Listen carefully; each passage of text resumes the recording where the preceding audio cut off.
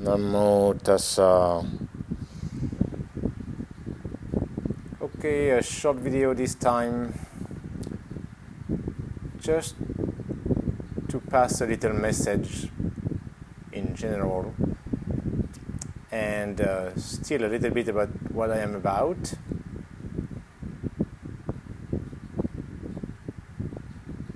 It can be meant to be on a more light-hearted side, but also can be easily taken as quite arrogant by many people, depending where your mind stands, exactly as I am going to explain. So I posted that today on May 10th, and I will try to make it as a pinned thing in the Reels, which relates to my pinned post on my Facebook as, again, what I am about as far as pure Dharma and what it takes to become a very serious Dharma person and practitioner, meaning that you ideally aim to reach the highest possible or the final goal. So I will just read basically what I have posted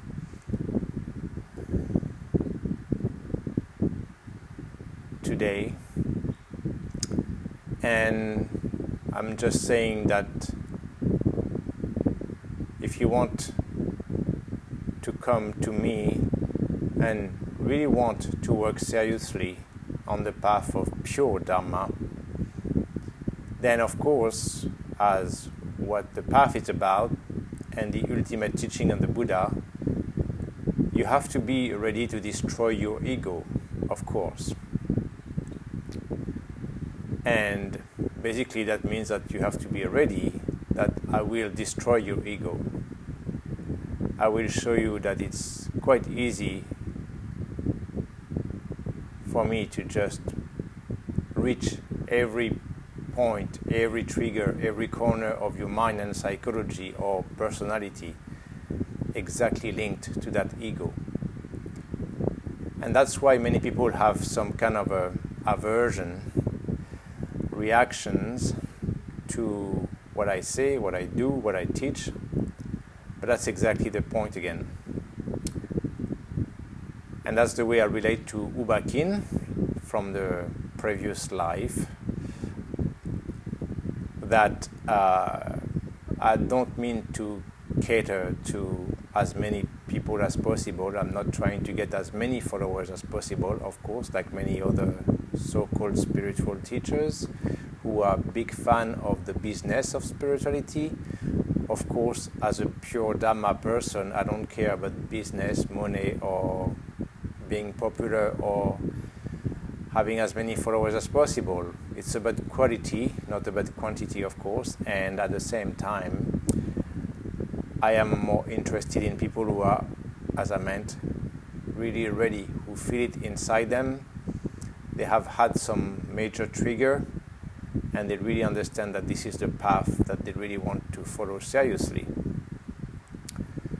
So again, as the path of pure Dhamma is about, it's really about dropping the ego. So yeah, you can call me an ego shatterer in that sense. I will really shatter it easily if you come with that, as I do a little bit, maybe too much already in regular life. And again, that makes some people think I'm not a real Dhamma person. But again, it's about how you want to receive things too. So basically, you don't need to come to me if you're not ready to have the beginner mind, as they say in Zen Buddhism, also in Japan. Basically, if you don't have the humility, as I've mentioned already so many times before, humility is the greatest human quality, and of course the main one to have on the path of Dhamma. So in one way, of course, you must be already knowing that you almost know nothing. Of course, there is the famous quote of Plato or whoever it was, the only thing that I know is that I know nothing.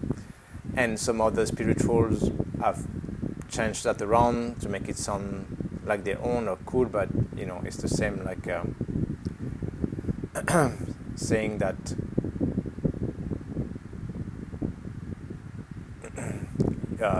the start of wisdom or intelligence is recognizing your own ignorance. So again, if you don't consider yourself ignorant, but rather a person who knows quite a lot, who has an opinion on so many things, good for you, but you're not ready for Dhamma, really. So, in that sense, if you already have had a wake-up call, basically, maybe from reading something or listening to something, hearing some words from someone, and then you realize that you almost know nothing about yourself, about life, about existence, as again we know that many people have those existential questions which they think are not answerable, but they are exactly through meditation and through the practice of real Dhamma. If you go far enough or high enough, whatever you want, deep enough, same. So you have to have that humble, open mind, ready to learn, like a beginner, accepting that no matter what age you are at, no matter how much you think you know about life, and be ready for change. Of course, that is the point again. And some people who know, of course, Dhamma would know already anicca. But in that sense, there is the big deal for the ego again. That, the ego likes to think it knows, it has an opinion on everything, likes to react instantly, usually emotionally. But at the same time, you have to realize that you don't know enough, which means that you have to change what you have been before, what you have done before, that get you there, until you realize that you don't know if you want to know properly, the proper knowledge as it is known also in Pali, in that sense, in Dhamma knowledge. So you have to be ready for change, a real transformation, like many spiritual are saying. That's not a simple intellectual understanding change, like, okay, I get it now. No. It's the real practice that goes deep enough, knowing that you don't really know yourself at all, and you don't understand life and existence and all the processes. So then you are really, again, open-minded, ready to receive new knowledge, basically not falling into cognitive dissonance, as we say, usually. You are ready to accept very new concepts, very new views, new ways, and you don't have a problem with that. That's exactly the point when we are in some meditation session, or you can see in some retreats. Some people go through some things, of course, and suddenly they have very strong emotional reactions. And that is exactly because there is that conflict or confusion in the mind between what they always thought they knew and what is coming up that they have no explanation for, that is surprising or shocking, they really can't figure out, and then it triggers things in the mind. But that is the point exactly. So, in one way, again, I will say, if you are not ready to change, or you think you know enough already, good for you. But for me, you're not ready for practicing pure Dhamma and to reach the highest level. So, originally I had posted just that simple headline, which says about how to destroy your ego and make you feel like nothing special, or just a thing, which you are ultimately. Again, if you will understand your true nature, and you know already the basics, actually everybody knows it, but nobody wants to admit it exactly because of that big ego, narcissism,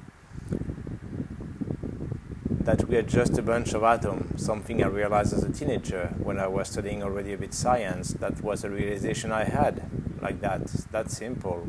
Okay, we're just a bunch of atoms, a bunch of molecules, and they all work together with energy. It's all vibration. And that's exactly what science at school already teaches you. But there is not maybe the click there, because the ego, of course, feels that this is already diminishing it. So, because I am so special, right? So I will put 2 points. Basics of life, physical and mental. And again, that's usually the thing that I talk about, exactly like in Dhamma we talk about that, Nama Rupa,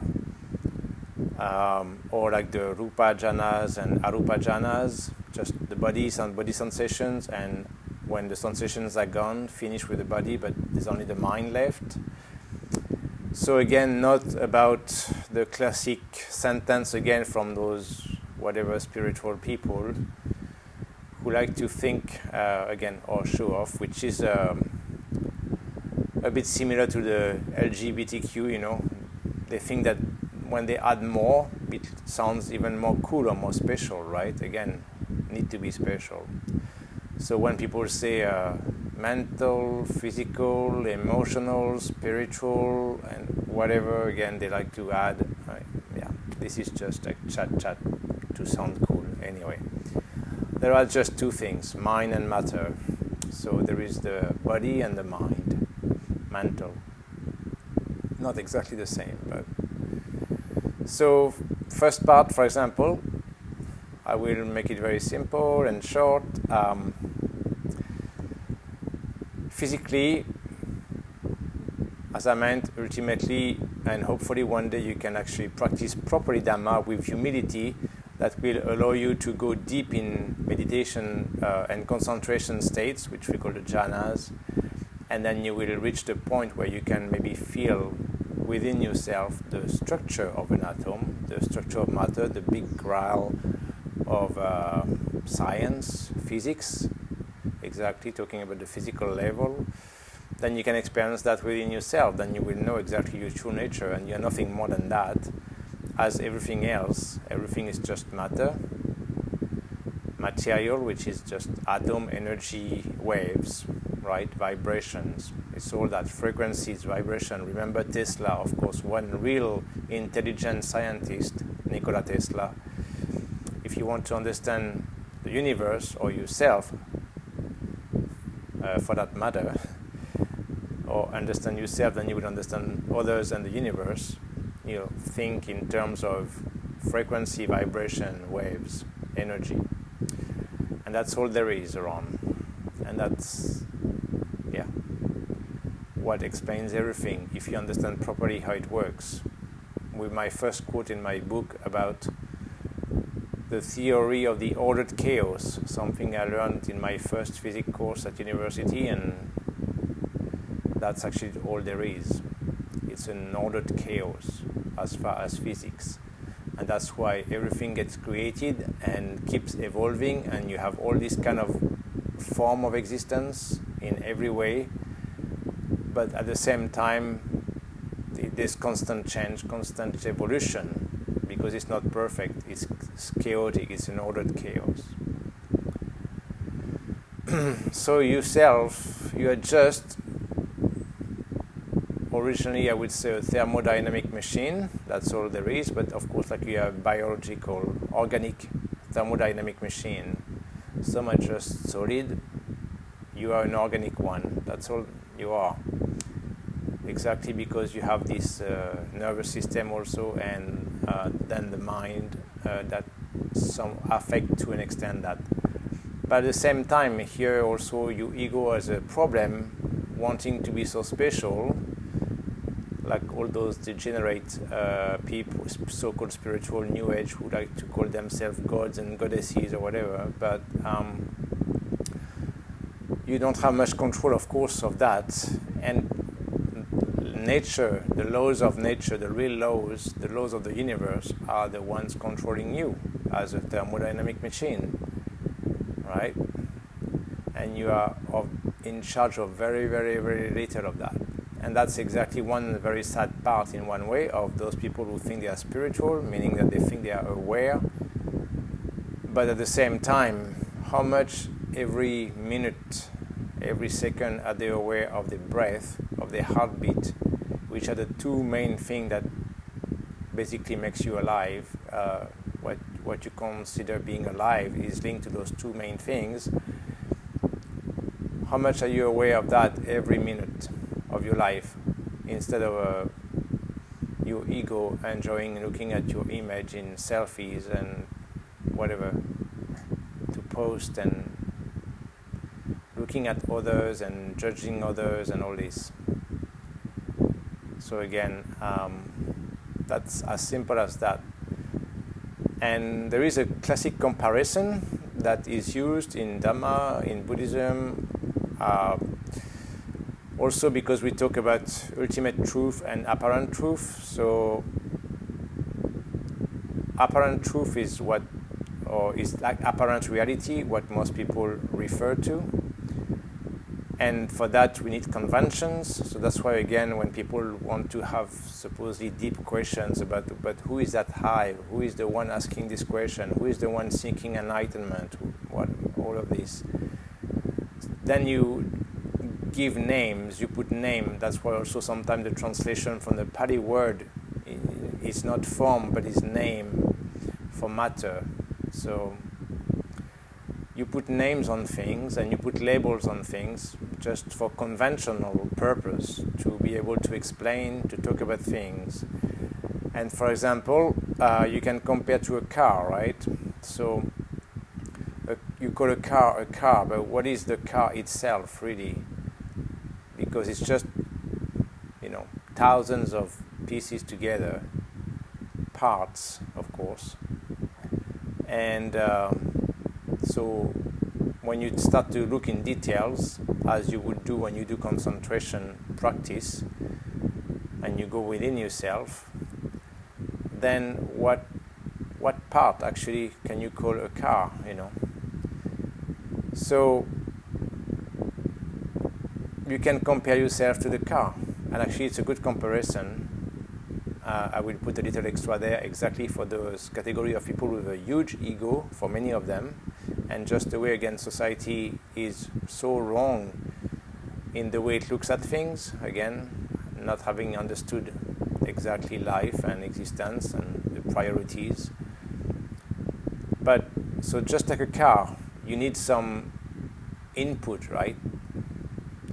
From the outside, you need interaction with environment, and you work through that.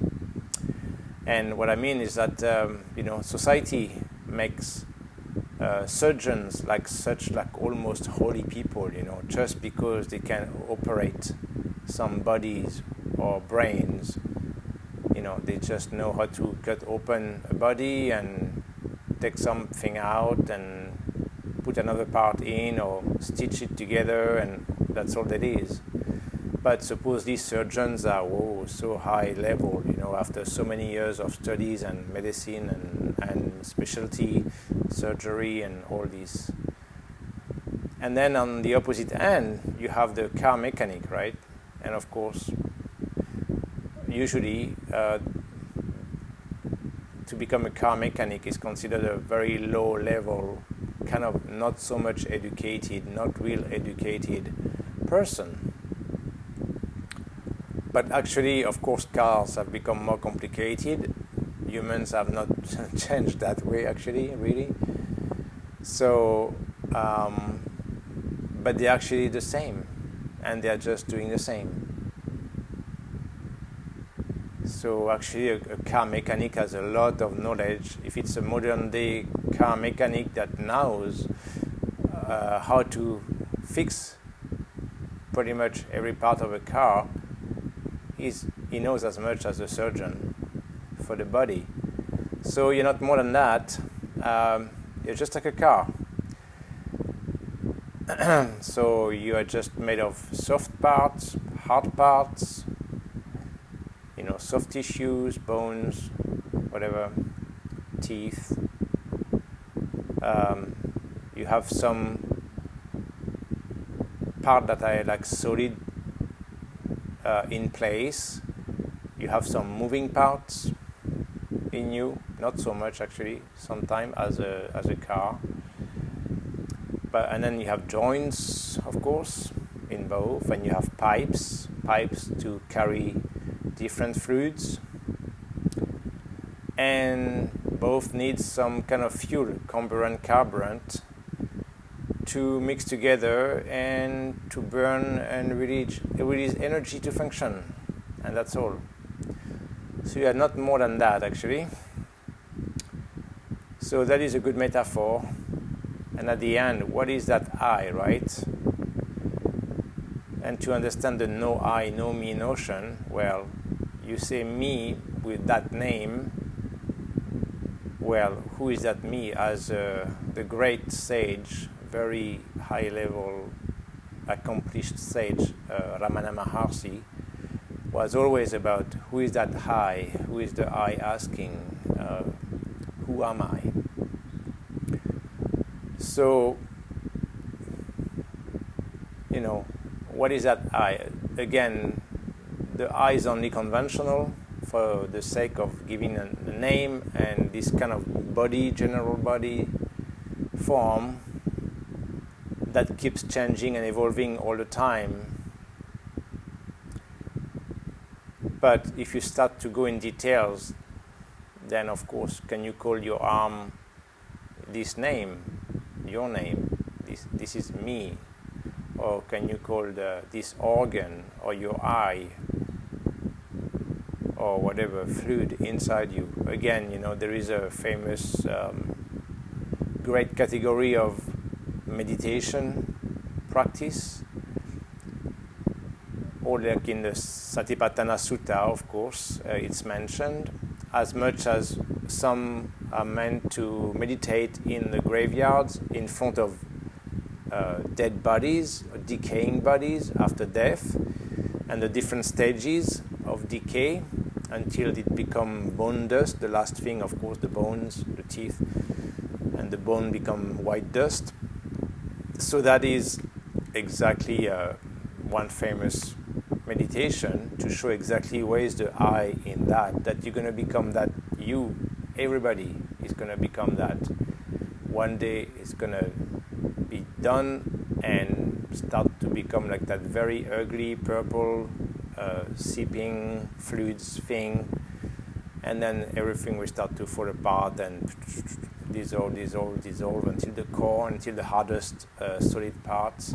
That will be the last. But where is the I in that? But what I mentioned now is also the other meditation of the other part category, which is about the 32 repulsive element of the body. So you have the list of the 32 elements that you can meditate on, from hair to nails to eyes to skin to, again, bones and fluids and organs and everything inside your body, including the food, undigested food, excrement that are not out yet, urine and everything. So think of that. You are made of all that all the time. And where is the I in that? Where is me? Where is I? So when you look in detail, right, you don't find the real I that you like to proudly maybe name this and say this is me and who I am and blah blah blah.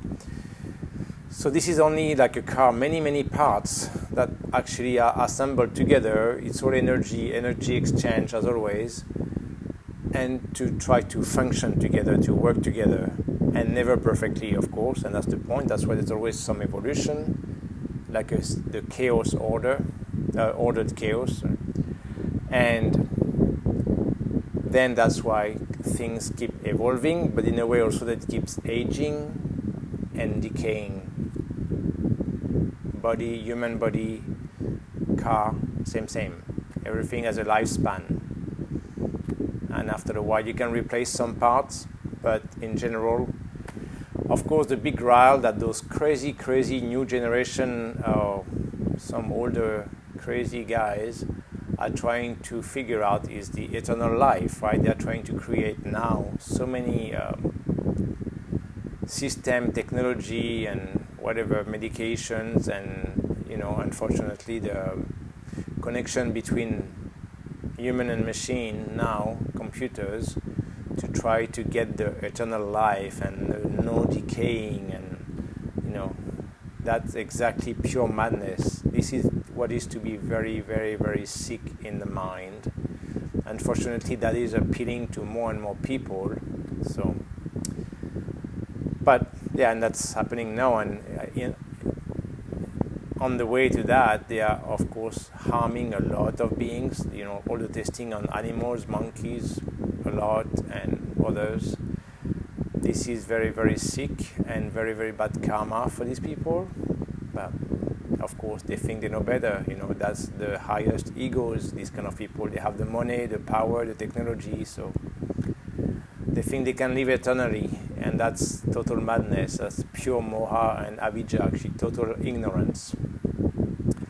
But everything is meant to be temporary, ephemeral, decay at some point, and get dissolved and finished at every scale of time and space. And that is what is wisdom and wise awareness of reality of existence, for the form, for the physical aspect. And these people are the opposite of that, but they think they know anyway. And then on the other hand, you can talk about the mind, and in that sense, again, I will put it that simple, just again to trigger your ego, that you're actually just a thing in that sense. You're just atoms, molecules, rules by the laws of nature, like that, of physics and chemistry. You are just a thing that thinks. And basically, as much as this second part should be the positive, like higher level thing that humans have more than other beings, it becomes the opposite. And it becomes the downfall of most humans. It becomes the problem. So you're just a thing that thinks, and the thinking, so that's the awareness, the reflection that we have. Yeah, that's supposed to be the extra superior capacity that humans have, right? And that is meant as the purpose of life is actually, as a human, it's to lead to wisdom, to understanding of our own nature and existence and the universe and everything. That's exactly the highest level of awareness, of understanding, what we call proper knowledge in Buddhism in that sense. And that's concerning exactly the higher practitioners of Dharma. But of course, for the greatest majority, that's a big no to that. The thinking part ultimately becomes what makes everything complicated. That nervous system linked to the brain, that big thing there, overthinking, in overdrive most of the time, especially nowadays, and the whole mind thing that makes us sentient beings, exactly in that sense, sentient both for the sensation and then the reflection on the sensation and the reflection on what we experience.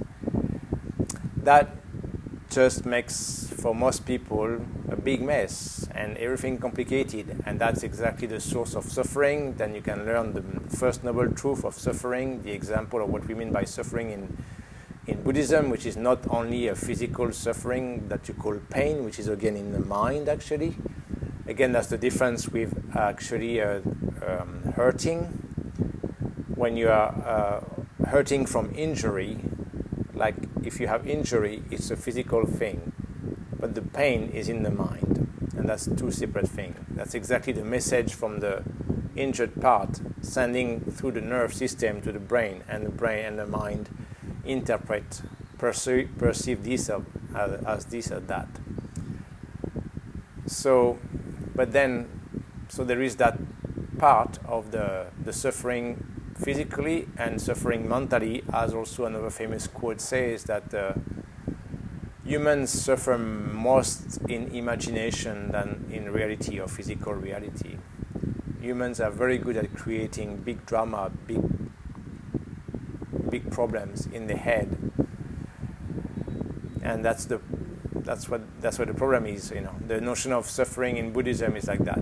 Just because you have expectation and your ego has expectation, your ego thinks it knows and it wants things, it likes things, and when it doesn't get it the way it wants or expects, then there is suffering, one way or the other.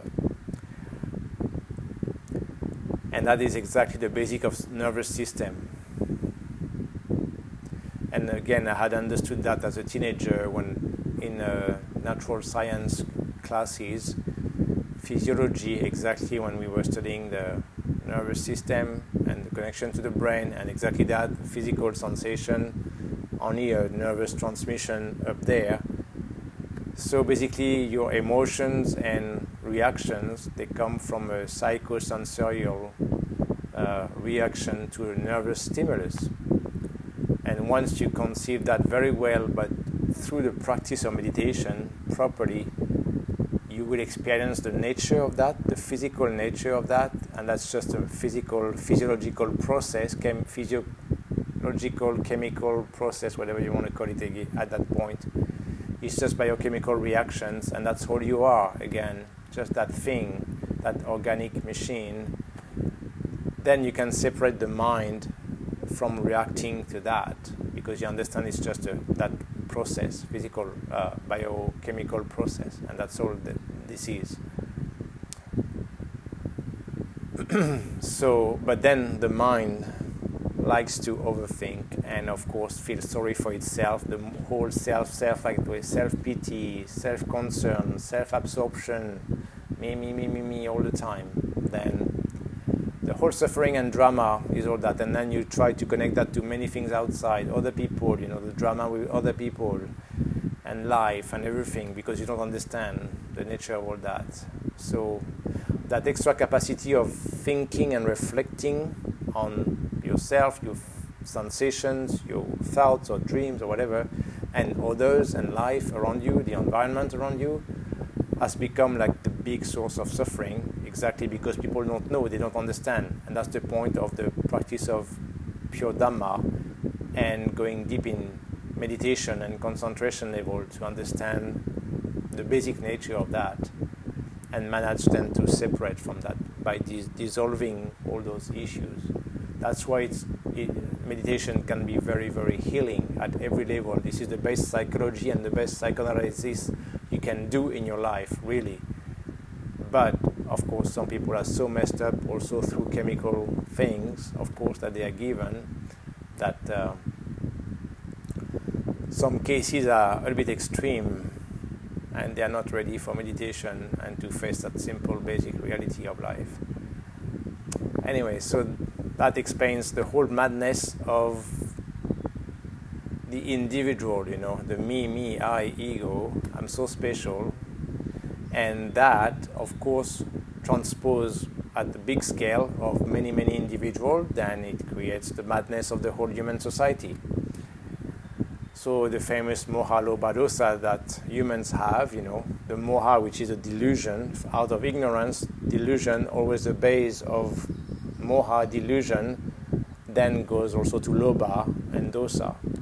The greed, the jealousy, the envy, the lust, the passion, and then the aversion, the hatred, the jealousy also, the backbiting, and the lying, everything. So, And that's how, of course, all the negative aspect of the human being and human behavior comes to the point of killing each other, and the wars, lying to oneself, lying to others, using and abusing each other, all of that, exactly from, unfortunately, that extra capacity. And as I've said many times, as people know, that's why I give many times the example of animals who can have it better with a simpler mind, because actually they're not so complicated to be so twisted and basically sociopathic or psychopathic as humans can be. Exactly because of these extra capacities that most people misuse instead of use in a beneficial way. So, yeah, unfortunately, as we see, and then back to the famous quote from Krishnamurti, which is one of the best ever quotes, as I've mentioned before many times. It is no sign of mental health to be well adjusted to a profoundly sick society. Sick society because mostly made of sick individuals, sick in the head, like that, not being able to use that extra mind capacity the proper way, in the right direction, with the good intentions, which is what Dhamma teaching is about, the right view and the right mind and thinking and intentions, and then of course it trickles down to the right way, the right intention, right speech, and the right actions, and the right way to live life, and then it goes on like that. But unfortunately, only very few people make a point about that. So again, back to the people who can realize a minimum around that and want to become really good people and intelligent people. That's what intelligence is about, through meditation, which is not the same like being smart at school at all. Of course, again, the system wants you to be good at school, and they consider that being smart, and they reward you for that, but they have an agenda which is not in the right direction at all, with the right values. And that's why we see what's happening in the world now. That's why now they try to make everybody enjoying MMA and fighting. Fighting is cool now. Everybody should practice fighting. Girls, learn to fight each other. What was the woman aspect of existence supposed to be originally? Love, care, kindness, taking care. Now they promote also, of course, women fighting, right? Each other. So guess why there's this huge promotion of MMA and fighting, and it's everywhere now. Guess what's coming? What's the agenda? Think about Agenda 2032. Anyway, they are really preparing you for that now. So that's why they want to make you focus more and more on the negative aspect of the mind, of human madness, all the bad values like this, the negative values. And it's working well, of course, because it affects the majority, as it has been planned for a long time. But you can make a choice. It's not difficult to wake up exactly and to get out of that and to decide to go the other direction, because then you become again the black sheep, of course, and that's the point. You will have to face a lot of criticism because you don't fit in, because you just want to be a good person, a very good, kind, well-intended, benevolent, intelligent person. And the society, for the greatest majority, is at the opposite of that. So, but power to you. Hopefully you realize that, and that's the point. If you can realize that, make the real choice, conscious choice to change, to be ready for that shift, real shift and change, to become awake and aware around that, and to become one of the few like that, then you will get really, really great benefits as your life, improvement in your life, and of course in your mind, in your body too, in general. So, and definitely get the suffering down so much at every level, even the subtle suffering. I'm not going to get in details on that, but many times people think suffering, as I meant earlier, as the strong thing, emotional or physical, like pain or whatever, or injury, but we talk, as the First Noble Truth explains, about the subtle suffering in the mind, exactly as humans are able to create, but animals don't have that problem with the simpler mind. So, again, if you decide to be really ready seriously for pure Dhamma teaching, for pure practice, which means a real change with a humble mind, humble attitude, understand that you don't know really much and you are really open with your mind to take it in. And again, it's not about brainwashing or feeding people some truth like that you have to accept blindly, as I explained before in the video. It's not about blind faith, but it's about a practice which is, again, the most simple thing. Actually, you are asked to practice the most simple thing a human can do: sit down, close your eyes, and just observe neutrally what's happening within you, your body and the mind. And that's exactly the basic practice of pure Dhamma. It's pure because it's so simple. And of course, that's what many people will say is so difficult, again, to confirm how messed up the mind is of most people. Why is it so difficult or complicated to do the most simple thing a human can be asked to do? Sit down, close your eyes, observe your breath. And don't try to change anything, don't try to affect anything. Just be the very neutral witness of what's happening. Relax, no matter whatever shows up, no matter whatever happens physically, mentally, just accept it for what it is, because that's just the reality of the moment. That's exactly what it is right then, and that's that simple. Just accept it. That will lead to upekkha, equanimity, and equanimity will be the key to enlightenment, to nibbana, nippan. It's awareness of the moment, of what's happening, no judgment, no reaction, upekkha, awareness, sati, upekkha, awareness, equanimity, and that's the only way, simple way, so simple to get to enlightenment, to nibbana, nippan.